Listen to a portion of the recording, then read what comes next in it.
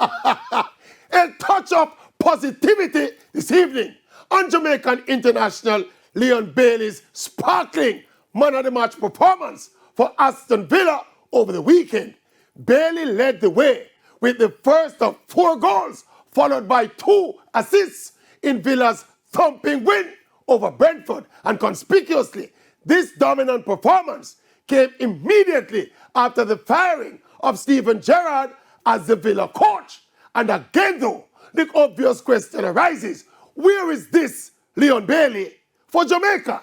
Why we can't see these sparkling skills and finishes in the black, gold and green of Jamaica? Well, while the answer to those questions remain a mystery, what is most important right now is for Leon Bailey to first of all remain healthy so he can consolidate his position in the Villa team with the arrival of new coach Unai Emery. And then he can continue to take his personal game to the next level. I still think the magic will come for Jamaica. It's just a matter of time.